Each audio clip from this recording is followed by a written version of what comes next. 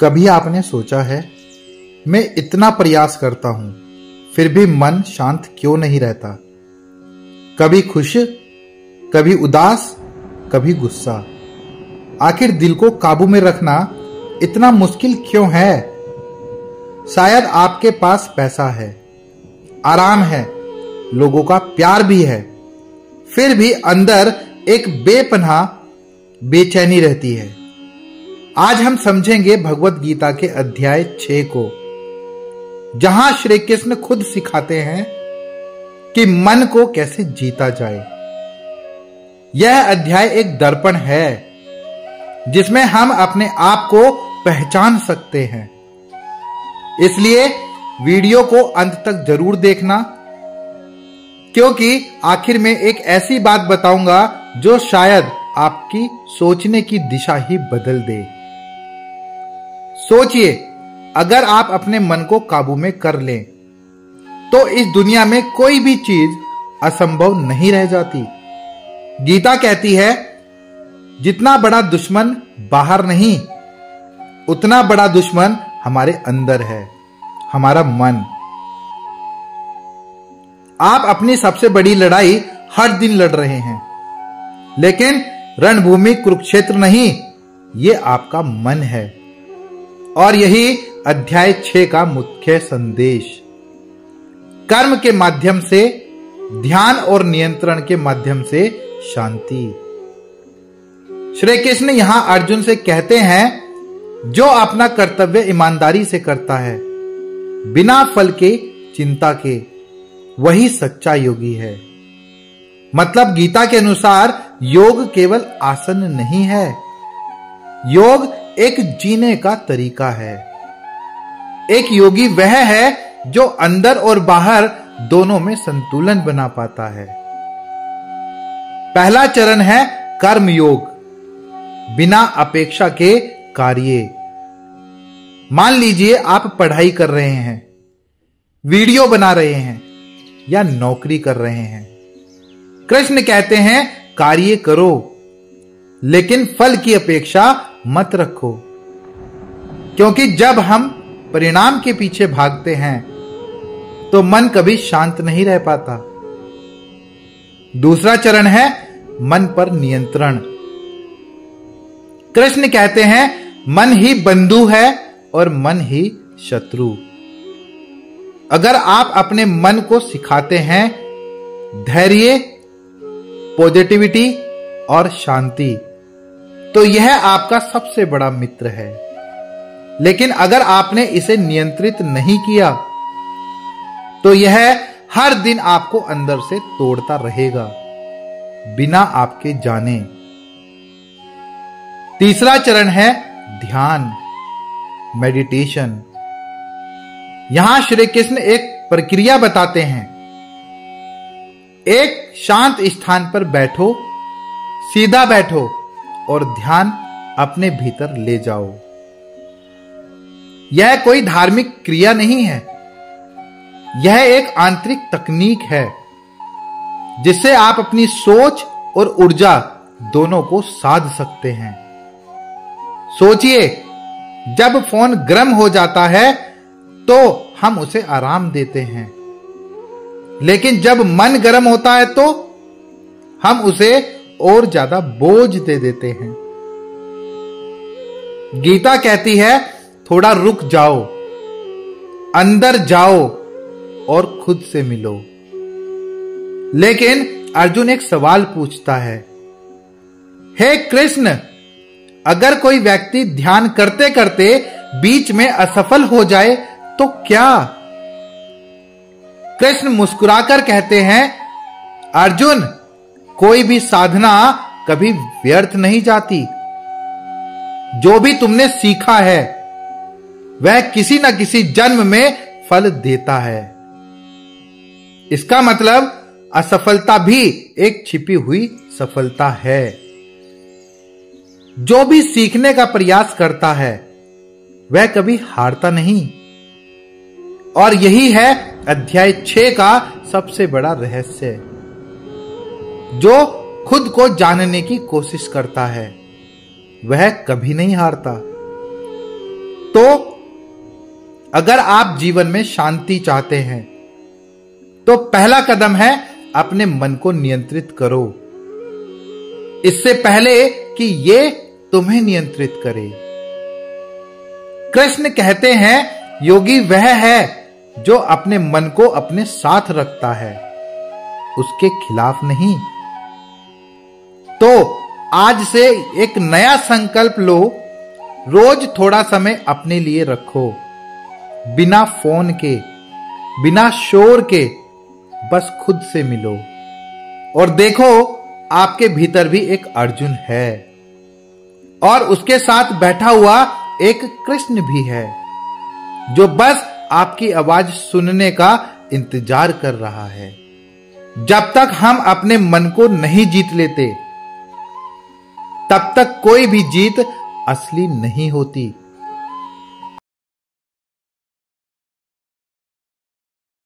कभी आपने सोचा है हम सबकी जिंदगी में सबसे बड़ा संघर्ष क्या है? शायद दुनिया से नहीं बल्कि अपने मन से। कभी मन कहता है मेहनत करो और अगले ही पल कहता है रहने दो, क्या फायदा। तो असली युद्ध बाहर नहीं अंदर चल रहा है।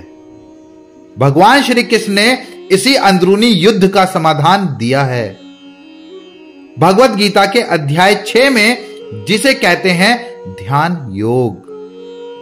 आज हम इस अध्याय के पहले 5 श्लोकों को समझेंगे इतनी गहराई से कि शायद आज आपकी सोच ही बदल जाए। श्लोक नंबर 1 का अर्थ है कि भगवान श्री कृष्ण कहते हैं जो व्यक्ति अपने कर्म के फल पर आश्रित नहीं रहता और केवल अपना कर्तव्य निभाता है वही सच्चा सन्यासी और योगी है, न कि वह जो कर्म छोड़ देता है।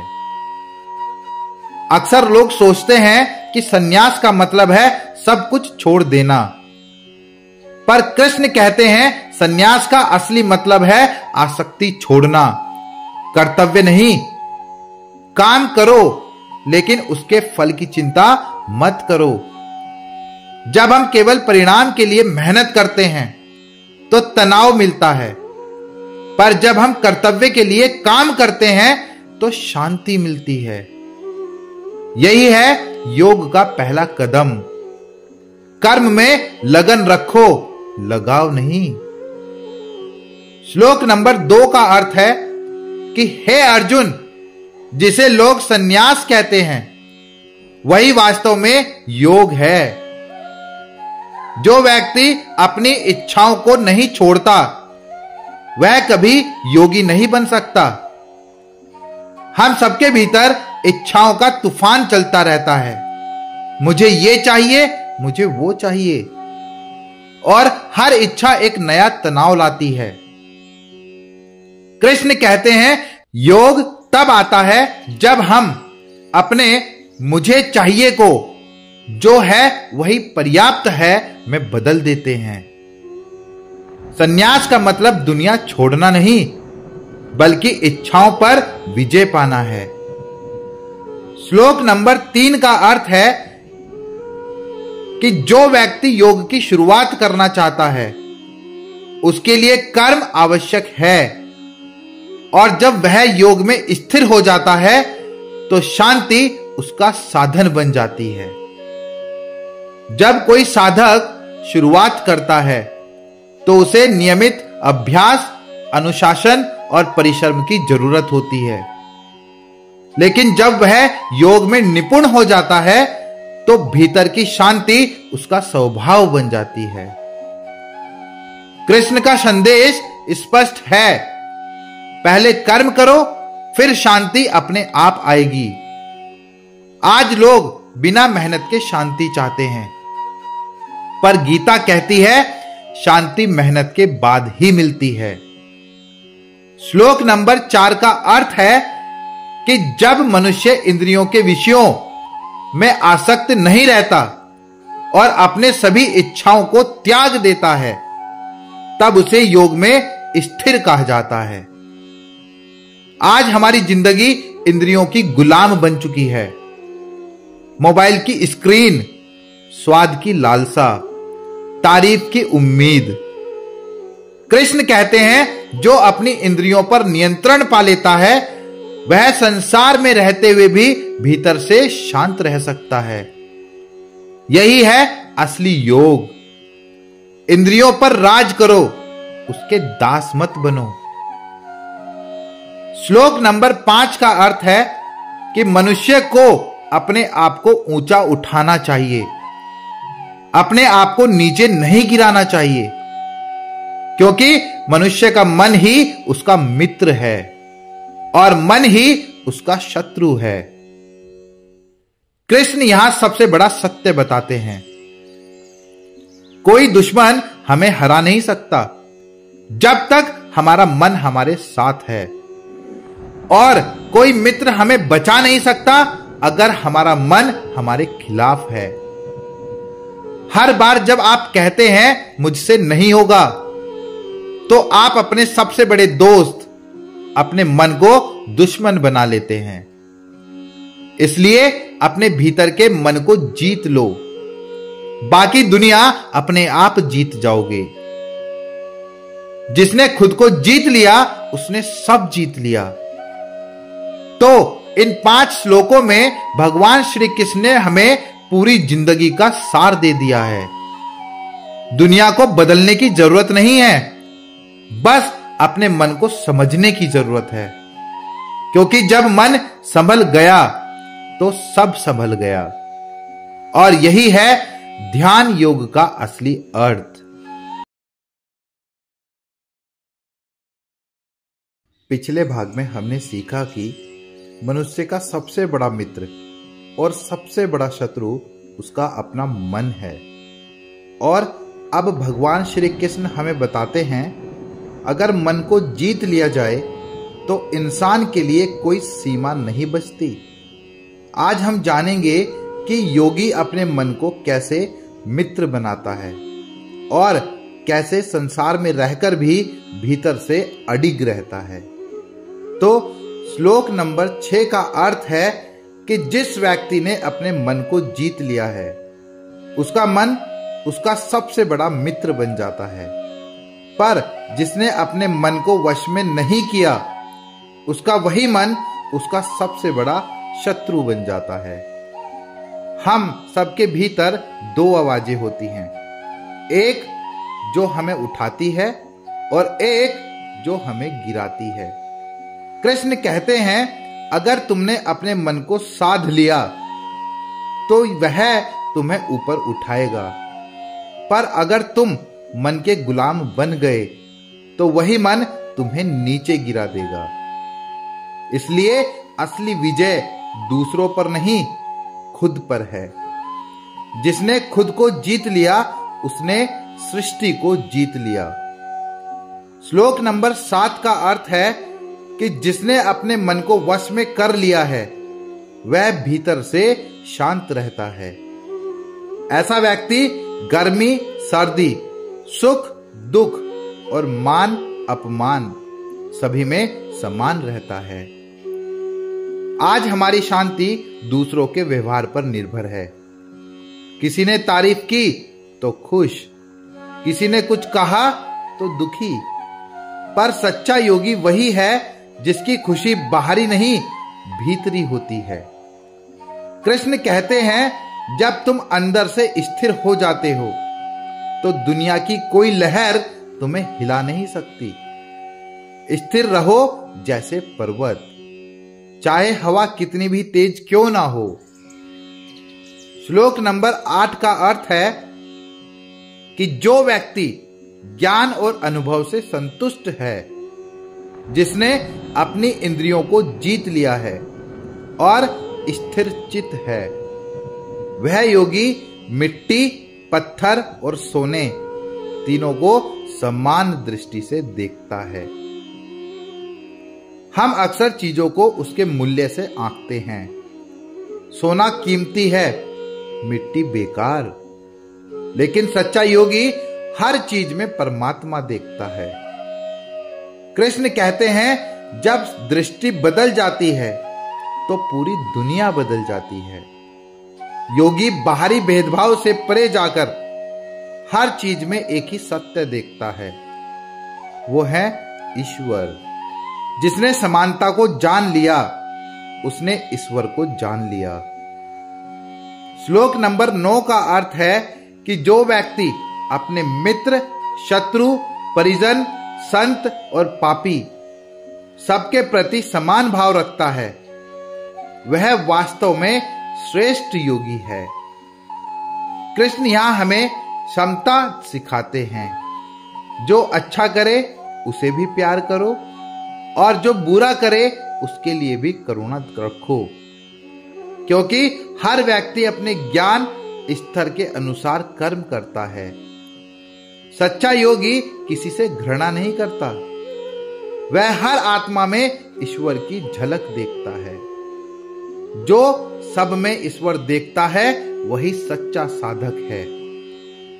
श्लोक नंबर 10 का अर्थ है कि योगी को चाहिए कि वह एकांत में रहकर अपने मन को नियंत्रित करे, आशाओं से मुक्त हो और किसी वस्तु का संग्रह न करे। कृष्ण हमें बताते हैं शांति भीड़ में नहीं, एकांत में मिलती है। एकांत का मतलब अकेलापन नहीं, बल्कि स्वयं से मिलने का समय है। योगी बाहर नहीं भागता, वह अपने भीतर उतरता है।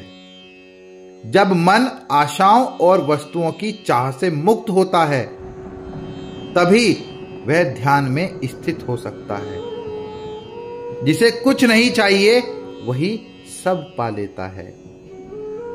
इन 5 श्लोकों में श्री कृष्ण हमें बताते हैं कि योग सिर्फ आसन या ध्यान नहीं है, बल्कि एक जीवन शैली है, जहां व्यक्ति अपने मन, इंद्रियों और भावनाओं पर राज करता है, जहां भीतर की शांति बाहरी परिस्थितियों से बड़ी होती है। जो इस मार्ग पर चलता है वह धीरे धीरे उस स्थिति तक पहुंचता है जहां कोई दुख उसे छू नहीं सकता, और यही है सच्चे योगी की पहचान। क्या आपने कभी सोचा है कि ध्यान में बैठते ही मन क्यों भटकने लगता है? कभी पुराने विचार, कभी भविष्य की चिंता, कभी कोई अधूरी बात। ऐसा क्यों होता है कि हम शांति चाहते हैं पर भीतर अशांति ही मिलती है? यहीं से शुरू होता है श्री कृष्ण का गहरा रहस्य, सही ध्यान का विज्ञान। आज हम समझेंगे कि योगी ध्यान कैसे करता है, कैसे वह मन को एकाग्र करता है और कैसे वह उस स्थिति तक पहुंचता है, न कोई भय, न कोई मोह, न कोई क्लेश। श्लोक नंबर 11 का अर्थ है कि योगी को चाहिए कि वह किसी पवित्र स्थान पर न बहुत ऊंचा न बहुत नीचा आसन बिछाए, जिसमें घास, मर्ग चर्म और कपड़ा हो, और उस पर स्थित होकर ध्यान करे। कृष्ण यहां कोई स्थान नहीं बल्कि स्थिति बता रहे हैं। पवित्र स्थान का अर्थ सिर्फ मंदिर नहीं, बल्कि वह जगह जहां मन शांत हो सके। ध्यान का अर्थ है अपने भीतर उस जगह को ढूंढना जहां कोई शोर नहीं, कोई संघर्ष नहीं। जीवन में संतुलन रखो, ना अहंकार से ऊंचा बनो, ना निराशा से नीचे गिरो। ध्यान वही संभव है जहां मन संतुलित हो। श्लोक नंबर 12 का अर्थ है कि वह योगी उस स्थान पर बैठकर अपने मन और इंद्रियों को नियंत्रित करके एकाग्र चित्त से आत्मा की शुद्धि के लिए ध्यान करे। कृष्णा कहते हैं, ध्यान का उद्देश्य भागना नहीं, शुद्ध होना है।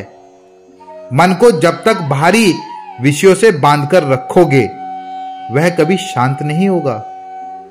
एकाग्रता तभी आती है जब हम भीतर के शोर को पहचानते हैं। ध्यान कोई तकनीक नहीं, बल्कि अपने अंदर लौटने की यात्रा है। मन को जीतने का पहला कदम उसे समझना है, उसे दबाना नहीं।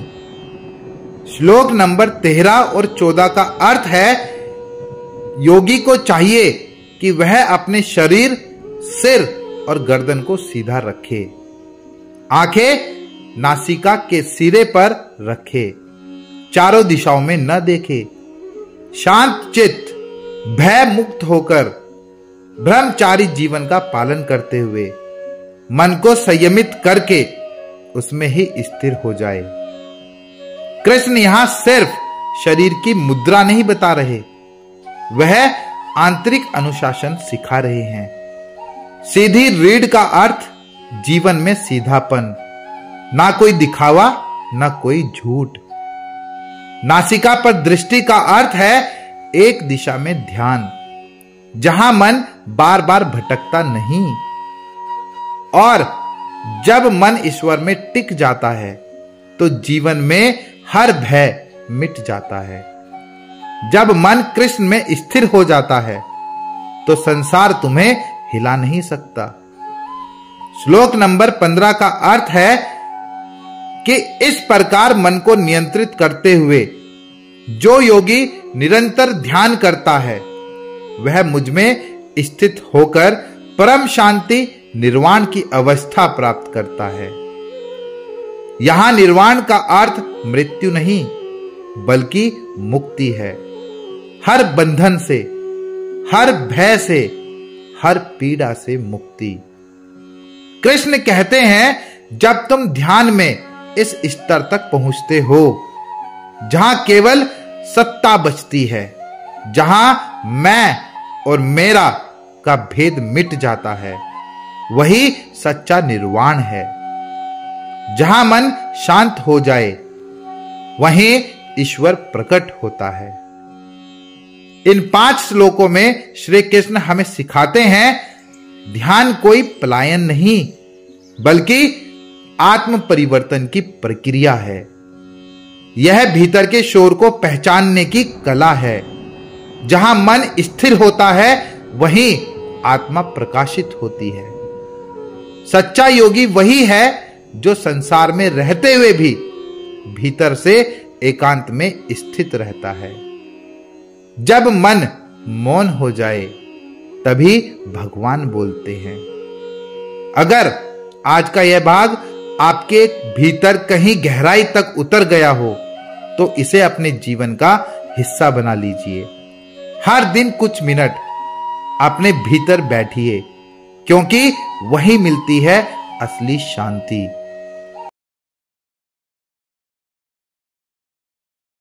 क्या कभी आपने सोचा है, क्यों कुछ लोग बहुत मेहनत करने के बाद भी मन की शांति नहीं पा पाते?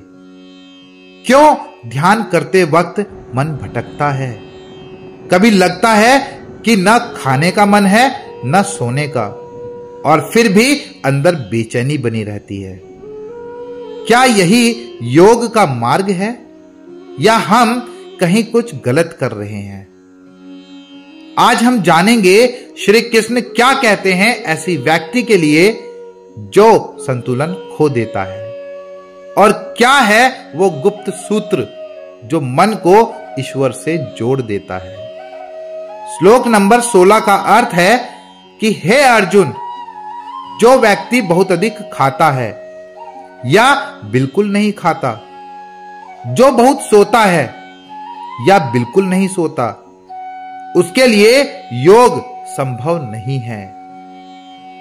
देखिए, यही तो हमारी असली गलती है। हम सोचते हैं कि हम खुद को तकलीफ देंगे, कम खाएंगे, नींद छोड़ देंगे तो शायद भगवान हमसे खुश होंगे। पर श्री कृष्ण कहते हैं, संतुलन ही योग है। जिंदगी में एक्सट्रीम्स नहीं, बैलेंस चाहिए। कभी आपने नोटिस किया होगा, जब हम जरूरत से ज्यादा खाते हैं तो ध्यान में नींद आने लगती है, और जब हम भूखे रहते हैं तो मन सिर्फ भोजन की सोचता है। यानी अति हर चीज की बुरी है, यहां तक कि साधना में भी। श्लोक नंबर 17 का अर्थ है कि जो व्यक्ति खाने, चलने फिरने, कर्म करने, सोने और जागने में संतुलन रखता है, वही योग से उत्पन्न दुखों का अंत करता है। यहां भगवान एक बहुत बड़ा रहस्य खोलते हैं। योग का मतलब है अनुशासन में आनंद। देखिए, आज की दुनिया में हमारी जिंदगी या तो पूरी मशीन बन चुकी है या पूरी आलसी, या तो ओवरवर्क या फिर ओवर रेस्ट। पर सच्चा योगी वही है जो जीवन के हर क्षेत्र में संतुलन का राग बजाता है। वह जानता है कब काम करना है, कब रुकना है, कब बोलना है और कब मौन रहना है। यही वो अवस्था है जहां से दुख मिटने लगता है। श्लोक नंबर 18 का अर्थ है कि जब मन पूरी तरह नियंत्रित होकर आत्मा में स्थिर हो जाता है और सब इच्छाओं से मुक्त हो जाता है, तब उसे योगयुक्त कहा जाता है। यह वो पल है जब साधक भीतर के परम आनंद को महसूस करता है। अब उसे न धन की चाह है, न मान की, न किसी चीज की लालसा। वो जान चुका है जो सुख बाहर ढूंढ रहा था वह तो अपने ही अंदर था। सोचिए, क्या कभी आपने कोई काम बिना लालच के किया है? वही शांति मिली ना? बस वही अवस्था श्री कृष्ण योग की पराकाष्ठा कहते हैं। श्लोक नंबर 19 का अर्थ है, जैसे बिना हवा के स्थान में दीपक की लो स्थिर रहती है, वैसे ही योगी का मन भी ईश्वर में स्थिर रहता है। बहुत अच्छा उदाहरण है कि दीपक जब हवा में डगमगाता है तो उसकी लो कांपती है। उसी तरह हमारा मन भी जब तक डगमगाता है, जब तक हम भारी इच्छाओं की हवाओं में फंसे रहते हैं। लेकिन जब हम मन को नियंत्रित कर लेते हैं, तब अंदर की लो स्थिर हो जाती है और वही है अंतर यात्रा की शुरुआत।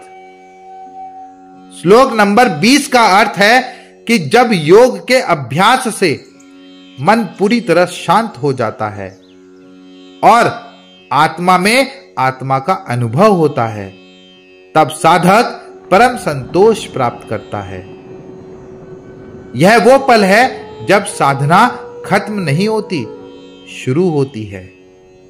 जब इंसान बाहरी दुनिया से नहीं बल्कि अपने भीतर के ब्रह्मा से जुड़ता है। यहां अब शब्द नहीं बचते, केवल अनुभूति रह जाती है। यह वही अवस्था है जहां से सच्चा ध्यान, सच्चा प्रेम और सच्ची मुक्ति शुरू होती है। तो अगर आप भी मन की शांति चाहते हैं तो श्री कृष्ण का यह संदेश याद रखें, संतुलन ही साधना है, संयम ही सफलता है। अति किसी चीज की नहीं, बस संतुलन और समर्पण चाहिए।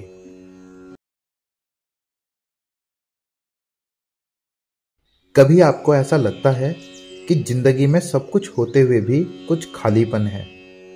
हर चीज मिल जाने के बाद भी मन के अंदर एक अधूरापन क्यों रहता है? क्या वो सुख किसी इंसान, चीज या सिचुएशन में छिपा है, या वो कहीं हमारे अंदर ही छुपा हुआ है? आज हम जानेंगे श्री कृष्ण इन श्लोकों में बताते हैं उस सुख के बारे में जो न किसी चीज से मिलता है और न किसी चीज से छिनता है। वो है आत्म सुख जो केवल ध्यान से महसूस होता है। श्लोक नंबर 21 का अर्थ है, जब योगी का मन पूर्ण रूप से शांत हो जाता है तब वह उस परम सुख का अनुभव करता है जो बुद्धि द्वारा जाना जाता है, इंद्रियों से नहीं। और जब वह उस सुख में स्थित हो जाता है तो कभी उस सत्य से विचलित नहीं होता। देखिए, हम सुख की खोज हमेशा बाहर करते हैं, नई चीजें, नया रिश्ता या नया स्टेटस। लेकिन वो सुख जैसे ही किसी बाहरी चीज पर निर्भर होता है, वह अस्थायी बन जाता है। श्री कृष्ण कहते हैं, जो सुख बुद्धि से अनुभव हो, इंद्रियों से नहीं, वही सच्चा सुख है। यानी जब मन इतना शांत हो जाए कि भीतर की आत्मा की रोशनी दिखने लगे, तब जो अनुभव होता है ना, वही आत्मिक आनंद होता है।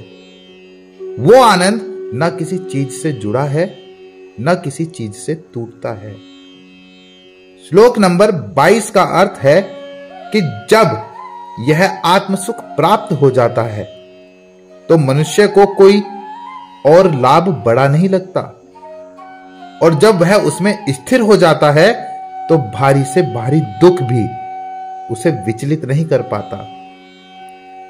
सोचिए जरा, हमारा मन हर समय कुछ न कुछ पाने की दौड़ में लगा रहता है। यह मिल जाए तो सब ठीक हो जाएगा, पर जब वह चीज मिलती है तो अगली चाह पैदा हो जाती है।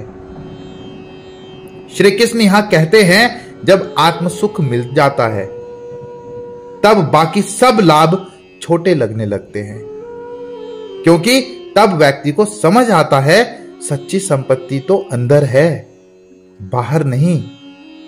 यहां तक कि जब जीवन में भारी दुख आता है, तब भी वो व्यक्ति अविचलित रहता है, क्योंकि उसका सुख किसी बाहरी वस्तु पर निर्भर नहीं होता।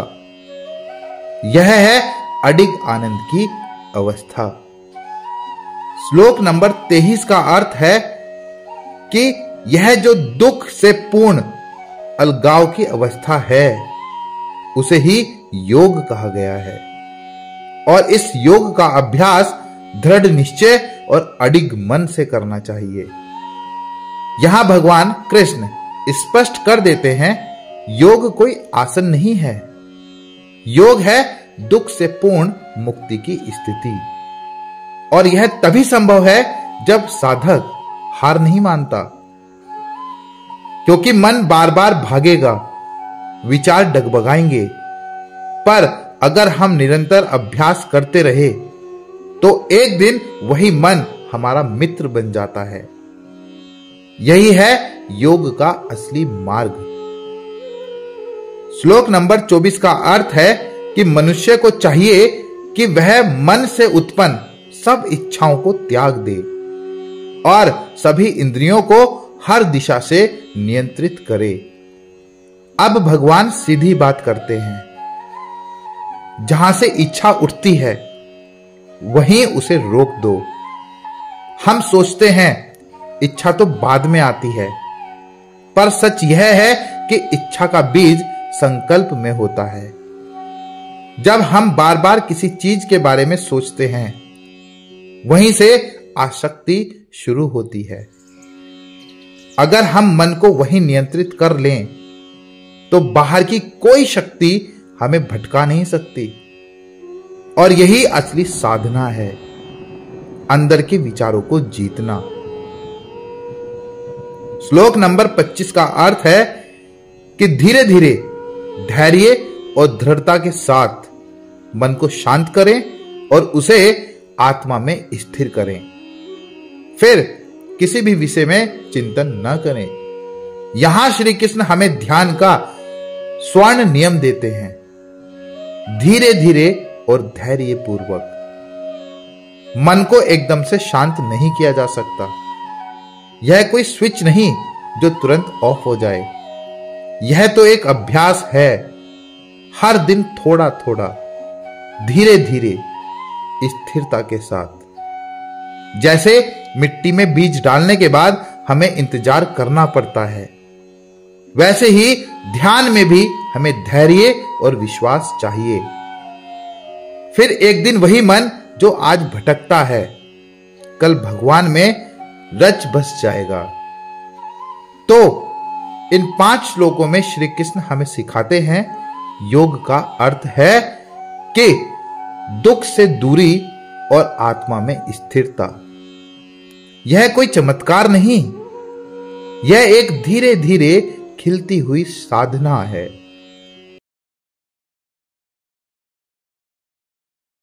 क्या आपने कभी ध्यान करते समय यह महसूस किया है कि जैसे ही आप शांति की तरफ बढ़ते हैं, विचारों का तूफान शुरू हो जाता है। कभी कोई पुरानी याद तो कभी भविष्य की चिंता, और फिर वही मन जो ईश्वर की ओर जाना चाहता था उसी मन में उलझ जाता है। तो क्या सच में मन को रोका जा सकता है, और अगर हां तो कैसे? आज हम जानेंगे कि श्री कृष्ण मन को जीतने की गहराई बताते हैं और अंत में वो रहस्य प्रकट करते हैं जहां योगी को हर जगह भगवान ही नजर आने लगते हैं। श्लोक नंबर 26 का अर्थ है कि हे अर्जुन, मन जहां जहां से चंचल होकर भटकता है, वहां वहां से उसे रोककर आत्मा के वश में लाना चाहिए। यहां भगवान कृष्ण हमें मन को नियंत्रित करने का सर्वश्रेष्ठ उपाय देते हैं। वो कहते हैं, मन को रोकना नहीं, वापस लाना सीखो। मन का स्वभाव है भटकना, जैसे हवा का बहना। हम उसे रोक नहीं सकते, लेकिन दिशा दे सकते हैं। हर बार जब ध्यान में मन भागे, बस प्रेम से, धैर्य से उसे वापस लाओ। आजा, मेरे अंदर लौट आ। धीरे धीरे वही मन जो पहले भागता था, अब तुम्हारा सबसे बड़ा साधन बन जाता है। श्लोक नंबर 27 का अर्थ है कि जिस योगी का मन शांत हो गया है, जिसकी वासनाएं शांत हो गई हैं और जो पापों से मुक्त हो गया है, वह परम शांति और सर्वोत्तम सुख को प्राप्त करता है, अर्थात ब्रह्मा स्थिति को। यहां श्री कृष्ण मन की शुद्धता की बात करते हैं। जब मन में राग, द्वेष, ईर्ष्या और वासना समाप्त हो जाती है, तब वही मन ब्रह्मा का अनुभव करने लगता है। यह कोई बाहरी सुख नहीं है, यह वो आनंद है जो अहंकार के विलय से उत्पन्न होता है, जहां व्यक्ति को खुद और भगवान में कोई अंतर नहीं दिखता। वह बन जाता है शुद्ध चेतना। श्लोक नंबर 28 का अर्थ है कि ऐसे योगी जो निरंतर अभ्यास करते हुए मन को आत्मा में स्थिर रखते हैं, वो पाप रहित होकर परम ब्रह्मा का स्पर्श करते हैं और उस स्पर्श से उन्हें अत्यंत सुख की प्राप्ति होती है। सोचिए, ब्रह्मा का स्पर्श कितना दिव्य वाक्य है। यह कोई शारीरिक स्पर्श नहीं, बल्कि आत्मा का मिलन है अपने स्रोत से, अपने सोर्स से। जैसे नदी उस सागर में मिलती है तो उसका अलग अस्तित्व समाप्त हो जाता है, वैसे ही जब साधक ब्रह्मा से जुड़ता है तो मैं मिट जाता है और बस वह रह जाता है। यही है अत्यंत सुख, और जो कभी खत्म नहीं होता, जो न समय से बंधा है और न किसी भी सिचुएशन से। श्लोक नंबर 29 का अर्थ है कि जो योग में स्थिर है, वह सब प्राणियों में परमात्मा को देखता है और सब प्राणियों को अपने भीतर देखता है। उसके लिए सब जगह एक ही ईश्वर है। यह श्लोक एकत्व दर्शन की चोटी है, जहां साधक अब मैं और तू में भेद नहीं देखता। वह समझ जाता है जो मुझ में है वही तुम में है, वही पेड़ों में, वही आकाश में, अब उसके लिए न कोई छोटा है न बड़ा, न कोई मित्र है न कोई शत्रु। सब में उसे ईश्वर का प्रतिबिंब नजर आता है। यही वह दृष्टि है जहां करुणा जन्म लेती है और इंसान सच्चा योगी बनता है। श्लोक नंबर 30 का अर्थ है कि जो व्यक्ति मुझे हर जगह देखता है और हर चीज में मुझे ही देखता है, वह मुझसे कभी अलग नहीं होता और मैं उससे कभी अलग नहीं होता। वाह, यह श्लोक तो प्रेम की प्रकाष्ठा है। भगवान कह रहे हैं, जब तू हर जगह मुझे देखेगा तब मैं तुझसे कभी अलग नहीं रहूंगा। यहां ईश्वर और साधक एक दूसरे में विलीन हो जाते हैं। अब कोई पूजा अलग नहीं, कोई आराधना अलग नहीं। हर सांस, हर कर्म, हर दृष्टि ही भक्ति बन जाती है। यह वह अवस्था है जहां व्यक्ति कहता है, अब मैं नहीं, बस तू ही तू है। तो श्री कृष्ण हमें सिखाते हैं कि मन को जीतना आसान नहीं, पर असंभव भी नहीं है। जब मन भटके उसे प्रेम से वापस लाओ। जब मन शांत हो तो उसे आत्मा में टिकाओ, और जब आत्मा स्थिर हो तब तुम्हें हर जगह वही भगवान दिखेंगे। यही है योग का सर्वोच्च लक्ष्य।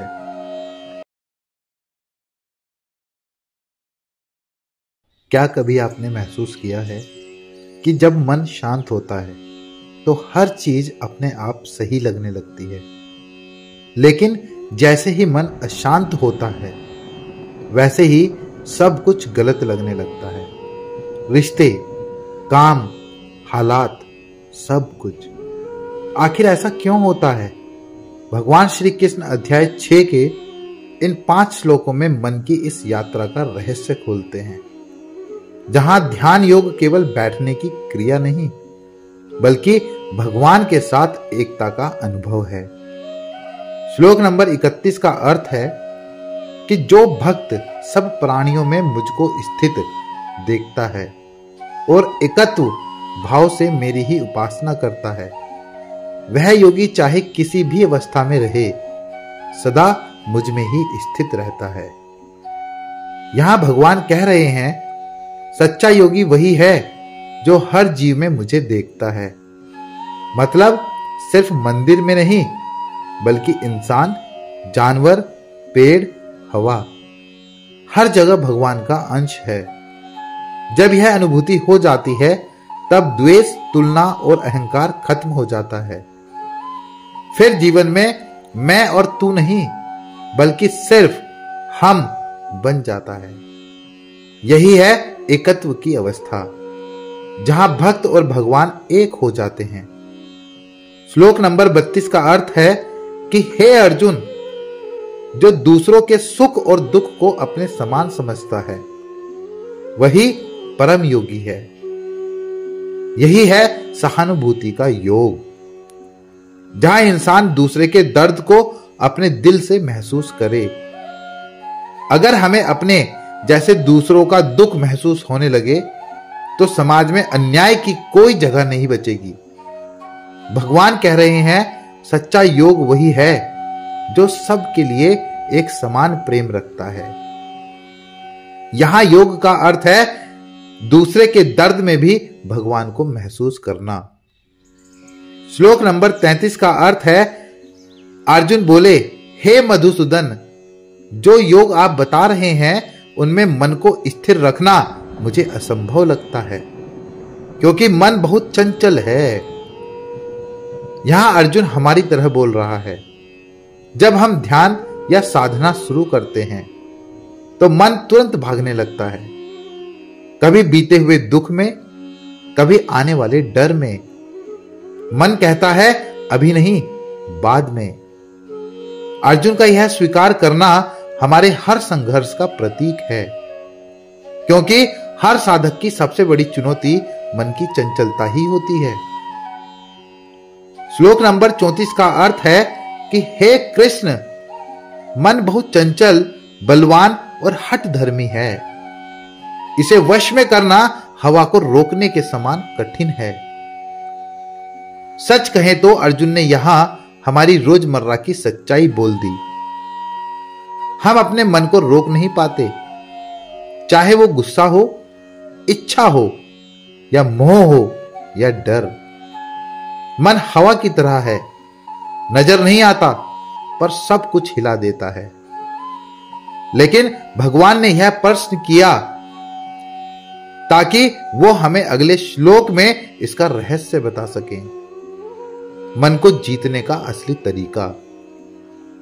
तो श्लोक नंबर 35 का अर्थ है कि भगवान श्री कृष्ण बोले, हे अर्जुन, निसंदेह मन चंचल और कठिन है, लेकिन अभ्यास और वैराग्य से इसे वश में किया जा सकता है। यहां भगवान मनुष्य को उम्मीद दे रहे हैं। हां, मन कठिन है पर असंभव नहीं। अभ्यास मतलब हर दिन थोड़ा अभ्यास, ध्यान का, संयम का, शांत रहने का। वैराग्य मतलब आसक्ति से थोड़ा दूर रहना, हर चीज को पकड़कर नहीं, प्रवाह में जीना। धीरे धीरे यही दो शक्ति, अभ्यास और वैराग्य, मन को दास से मित्र बना देती हैं। यही है mind control formula of Krishna. अब सोचिए, अगर हम हर प्राणी में भगवान को देख सकें और अपने मन को अभ्यास व वैराग्य से जीत सकें, तो क्या जीवन में दुख रह जाएगा? यही है ध्यान योग का मूल। मन का संतुलन ही आत्मा की स्वतंत्रता है।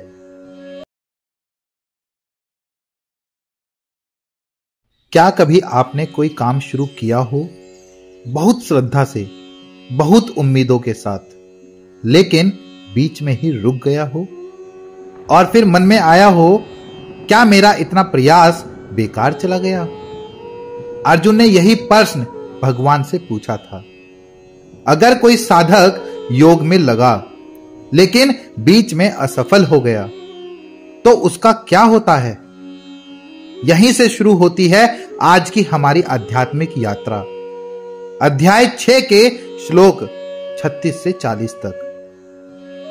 श्लोक नंबर 36 का अर्थ है कि जिसका मन संयमित नहीं है, उसके लिए योग कठिन है, परंतु जो मन को वश में रखता है और प्रयत्नशील रहता है, वह साधन द्वारा योग को प्राप्त कर सकता है।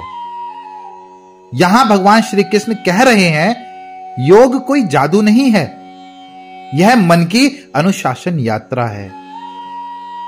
अगर मन बिखरा हुआ है तो ध्यान, शांति और ईश्वर से जुड़ना असंभव है। लेकिन जो धीरे धीरे धैर्य से अभ्यास करता है, वो निश्चित रूप से ईश्वर तक पहुंचता है। यानी सफलता अभ्यास की निरंतरता में है, न कि परिणाम में। हर बार गिरकर उठना ही योग का पहला लक्षण है। श्लोक नंबर 37 का अर्थ है कि अर्जुन बोले, हे कृष्ण, यदि कोई व्यक्ति श्रद्धा से युक्त हो परंतु उसका मन स्थिर न रह सके और वह योग की सिद्धि प्राप्त करने से पहले ही गिर जाए, तो उसका क्या होता है? यह प्रश्न हर साधक का है।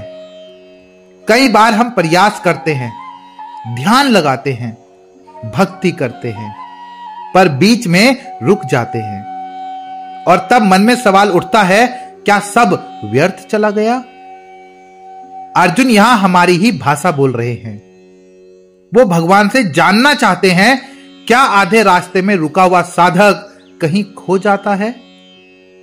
यह प्रश्न इतना गहरा है कि भगवान का उत्तर पूरे जीवन की दिशा बदल सकता है। श्लोक नंबर 38 का अर्थ है कि हे महाबाहु कृष्ण, क्या ऐसा साधक जो योग मार्ग से भटक गया हो दोनों लोकों से ही वंचित हो जाता है। जैसे बादल का टुकड़ा जो टूटकर आकाश में खो जाता है। क्या यह प्रश्न किसी का भी डर नहीं है? हम सबको डर लगता है कि अगर मैं बीच में हार गया तो क्या? अर्जुन ने इसी डर को शब्द दिया। जैसे एक बादल आकाश में ठहर नहीं पाता, वैसे ही अधूरा साधक क्या धरती और स्वर्ग दोनों से कट जाता है? यह शंका मानव आत्मा के सबसे बड़े भय को दर्शाती है, अधूरा रह जाने का डर। और यहीं से भगवान देते हैं एक ऐसा उत्तर जो मनुष्य को फिर से जीवन की राह पर खड़ा कर देता है। श्लोक नंबर 39 का अर्थ है कि हे कृष्ण, आप ही मेरे इस गहरे संदेह को, संशय को पूर्ण रूप से दूर करें, क्योंकि आपसे श्रेष्ठ कोई और इस संशय को मिटाने वाला नहीं है। यहां अर्जुन शरणागति की अवस्था में है। जब इंसान जीवन में उलझ जाता है और उसे कोई मार्ग नहीं दिखता, तब वो कहता है अब बस तू ही बता दे। यही सरेंडर की अवस्था है। ज्ञान तब आता है जब अहंकार चला जाता है। अर्जुन अब प्रश्न नहीं कर रहा बल्कि समर्पण कर रहा है। और जब हम सच्चे मन से सरेंडर करते हैं तो भगवान स्वयं हमें उत्तर देते हैं। यही अगले श्लोक में होता है।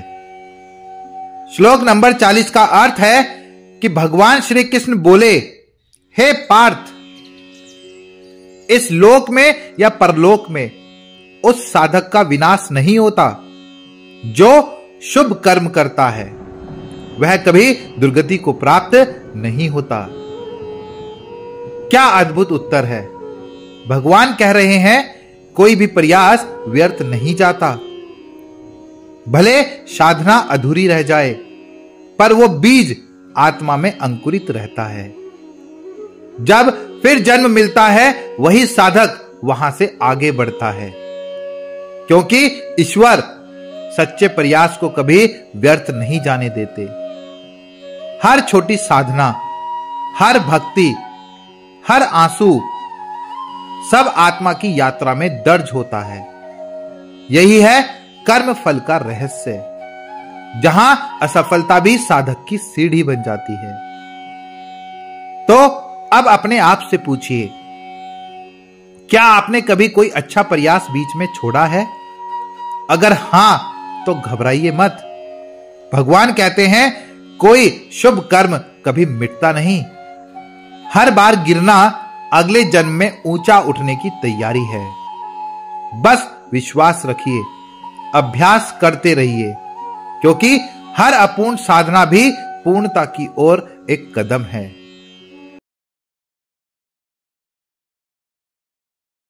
कभी आपने सोचा है, अगर कोई व्यक्ति भगवान की राह पर चलना शुरू करे और बीच में ही गिर जाए, क्या उसकी सारी मेहनत व्यर्थ चली जाती है? क्या उसका आध्यात्मिक सफर खत्म हो जाता है, या फिर कहीं से वो दोबारा शुरू होता है? यह सवाल हर उस इंसान के दिल में आता है जो आत्मा के मार्ग पर चलना चाहता है, लेकिन ठोकरें खा जाता है। और यही उत्तर अब स्वयं श्री कृष्ण देने वाले हैं। श्लोक नंबर 41 का अर्थ है कि हे अर्जुन, जो योग मार्ग में असफल हो जाता है वह मृत्यु के बाद पुण्य लोकों में जाकर कई वर्षों तक वहां निवास करता है। फिर वह पुनः जन्म लेता है किसी शुद्ध पुण्य आत्मा या समृद्ध परिवार में। कृष्ण यह नहीं कह रहे कि असफल व्यक्ति का अंत हो गया। वे कह रहे हैं तुम्हारी यात्रा बस रुकी है, खत्म नहीं हुई। हर प्रयास का फल मिलता है, भले ही इस जन्म में नहीं तो अगले जन्म में। जब हम किसी शुभ कार्य, भक्ति या साधना में लगते हैं तो वह ऊर्जा कभी नष्ट नहीं होती। वो हमारे संस्कार बनकर अगले जन्म तक जाती है। कृष्ण यहां हमें श्योरिटी दे रहे हैं कि जो मेरे रास्ते पर चला वो कभी नहीं गिरता। श्लोक नंबर 42 का अर्थ है, फिर वह योगी परिवार में जन्म लेता है।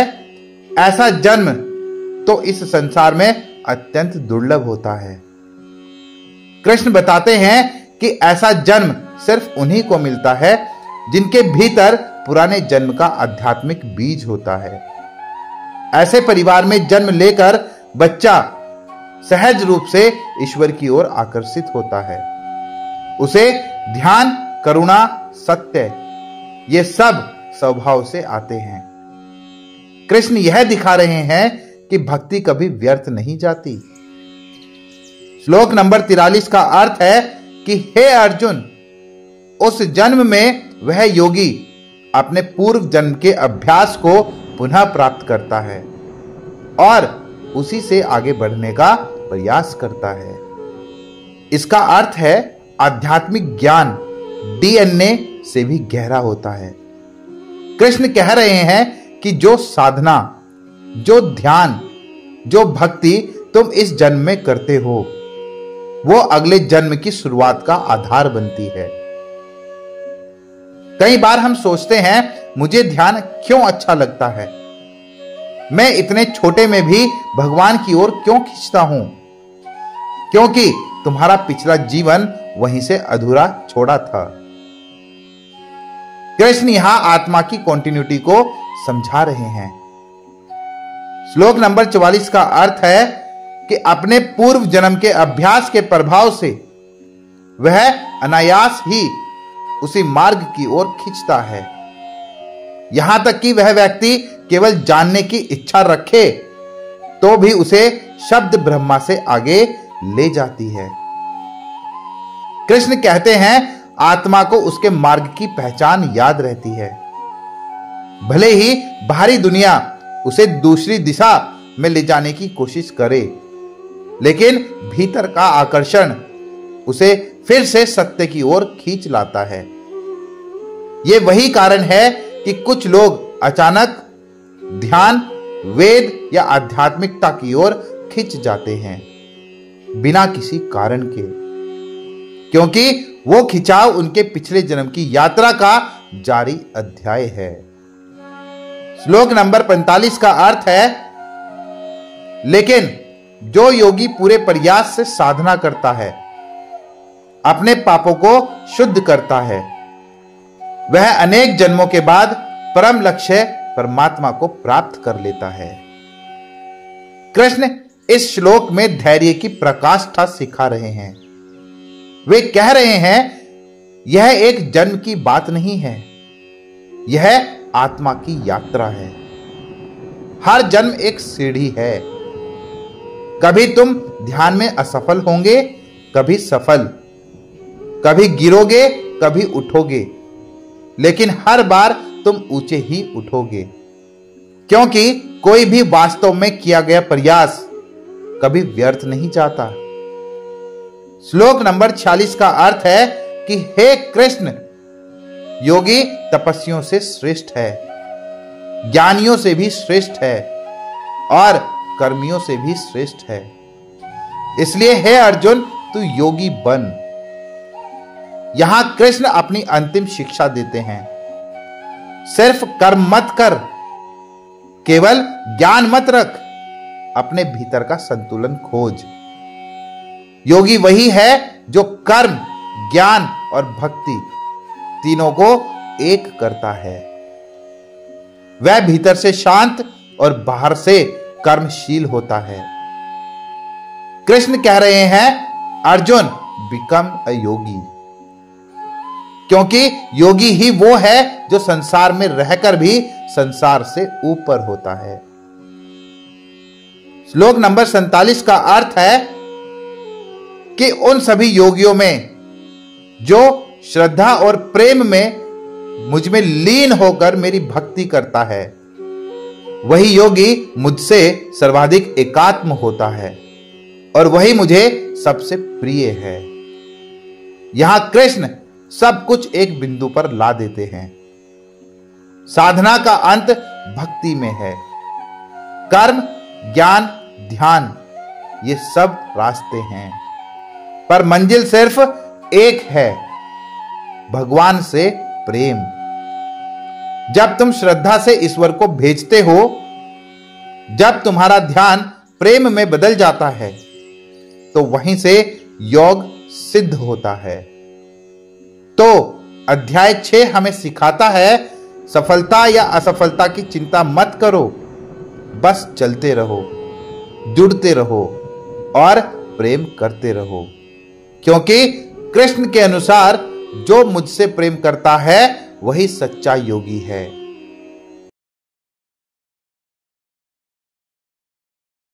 कभी आपने सोचा है हम सब शांति क्यों ढूंढते हैं? हर इंसान यही कहता है कि मुझे सुकून चाहिए, लेकिन क्या कभी सोचा है सुकून आखिर मिलता कहां है? पैसे में नहीं, लोगों में नहीं, रिश्तों में नहीं, तो फिर कहां? यही सवाल अर्जुन के मन में भी था। जब कृष्ण ने उन्हें बताया कि असली सुख किसी चीज से नहीं, अपने भीतर से आता है, और इसी को समझाने के लिए उन्होंने दिया ध्यान योग, भगवत गीता का 6वां अध्याय। भगवान श्री कृष्ण कहते हैं, सच्चा योगी वही है जो अपने मन को जीत चुका है। वह ना तो आसक्ति में डूबा है और ना उदासीनता में। वह कर्म करता है लेकिन बंधन में नहीं फंसता। अध्याय 6 का आरंभ कृष्ण इस बात से करते हैं कि जो बिना किसी फल की इच्छा के कर्म करता है वही सच्चा योगी है, क्योंकि योग का अर्थ भागना नहीं, जुड़ना है। कृष्ण कहते हैं जो व्यक्ति कर्म करता है लेकिन उसके परिणाम में आसक्त नहीं होता, वही योगी कहलाने योग्य है। और फिर वो कहते हैं, मनुष्य स्वयं अपना मित्र भी है और अपना शत्रु भी। अगर तुम अपने मन को जीत लो तो संसार तुम्हारे चरणों में झुक जाएगा, लेकिन अगर मन ही तुम्हें जीत ले तो तुम अपने ही भीतर हार जाओगे। आज हर व्यक्ति बाहर की दुनिया को बदलने में लगा है, लेकिन कृष्ण कहते हैं पहले खुद को बदलो, मन को साधो, बाकी सब अपने आप ठीक हो जाएगा। कृष्ण बताते हैं ध्यान किसी एक जगह बैठकर शुरू नहीं होता। ध्यान तब शुरू होता है जब तुम्हारा जीवन संतुलित होता है। योगी ना तो ज्यादा खाता है, न ज्यादा उपवास करता है, न ज्यादा सोता है, न ज्यादा जागता है। वह हर चीज में संतुलन रखता है। कृष्ण यहां जीवन की सबसे गहरी लाइन देते हैं कि जो जीवन में संतुलन नहीं रखता उसे ध्यान का फल नहीं मिलता। अब कृष्ण कहते हैं एक शांत स्थान चुनो जहां ना कोई तुम्हें विचलित करे, और फिर अपने मन को एक बिंदु पर केंद्रित करो। ध्यान में बैठो, पीठ सीधी रखो, मन को नियंत्रित करो और सब कुछ छोड़कर बस ईश्वर के प्रति एकाग्र हो जाओ। धीरे धीरे जब मन स्थिर होता है तब योगी अनुभव करता है कि अनंत सुख जो किसी बाहरी चीजों से नहीं आता। आज हम ध्यान करते हैं लेकिन अपेक्षा रखते हैं। कृष्ण कहते हैं जब अपेक्षा मिटेगी तब ही ध्यान खिलेगा। ध्यान कोई तकनीक नहीं, यह आत्मा की गहराई में उतरने का आमंत्रण है। कृष्ण कहते हैं जब योगी अपने भीतर के आनंद में स्थिर हो जाता है तो फिर सुख दुख, सफलता असफलता उसे नहीं डिगा पाते। अर्जुन पूछता है पर मन तो बहुत चंचल है कृष्ण, तो कृष्ण मुस्कुराते हैं और कहते हैं, हां अर्जुन, मन चंचल है, लेकिन अभ्यास और वैराग्य से उसे वश में किया जा सकता है। यही वो जगह है जहां अध्याय 6 सबसे मानवीय बन जाता है। कृष्ण यह नहीं कहते कि मन को मारो, वे कहते हैं उसे समझो और फिर सही दिशा दो। जैसे बच्चा रोता है तो मां उसे डांटती नहीं, बल्कि प्यार से शांत करती है। वैसे ही अपने मन से लड़ो मत, उसे प्रेम से साधो। अब कृष्ण समझाते हैं, अगर कोई योगी इस मार्ग पर असफल हो जाए तो वह अगले जन्म में फिर से उसी जगह से यात्रा शुरू करता है। कितना सुंदर विचार है ना। कृष्ण कहते हैं, कोई भी प्रयास व्यर्थ नहीं जाता। हर ध्यान, हर साधना, हर भक्ति तुम्हारी आत्मा में बीज बनकर जमा रहती है। इसलिए असफलता से डरो मत, क्योंकि आत्मा के लिए हार नाम की कोई चीज नहीं होती। अब कृष्ण इस अध्याय को अपने दिव्य निष्कर्ष से पूरा करते हैं कि हे अर्जुन, योगी तपस्वियों से श्रेष्ठ है, ज्ञानियों से श्रेष्ठ है, कर्मियों से श्रेष्ठ है, इसलिए योगी बनो। और फिर कहते हैं, उन सब योगियों में भी जो श्रद्धा से मुझ में लीन होकर मेरी भक्ति करता है, वही मुझे सबसे प्रिय है। कृष्ण पूरे अध्याय का निष्कर्ष एक पंक्ति में दे देते हैं कि ध्यान का अंत भक्ति में होता है, क्योंकि जब मन स्थिर हो जाता है तो वो अहंकार नहीं देखता, बस प्रेम देखता है। वो प्रेम जो मैं और तू को मिटा दे, जहां सिर्फ हम रह जाए, वही योग की सच्ची स्थिति है। अगर तुम जीवन में बेचैन हो, अगर तुम्हें लगता है कि तुम असफल हो रहे हो, तो याद रखना, कृष्ण कहते हैं, कोई भी आत्मा असफल नहीं होती। धीरे चलो पर चलते रहो, अपने मन को मित्र बनाओ और हर कर्म को भगवान को समर्पित करो। तभी तुम जान पाओगे कि योग जीवन से भागना नहीं, बल्कि जीवन को ईश्वर बना देना है। तो अध्याय 6 हमें यही सिखाता है कि सच्ची यात्रा बाहर की नहीं, भीतर की होती है। जहां मन स्थिर होता है, वहां ईश्वर मिलता है। अगर आपने आज इस यात्रा में कुछ महसूस किया है, तो इसे अपने भीतर उतरने दो, क्योंकि शायद तुम्हारी आत्मा भी उसी दिशा में बढ़ रही है जहां कृष्ण तुम्हारा इंतजार कर रहे हैं। अगर यह वीडियो आपको अच्छा लगा हो तो कमेंट में लिखिएगा जय श्री कृष्णा, हर हर महादेव, और चैनल को सब्सक्राइब करना मत भूलिएगा।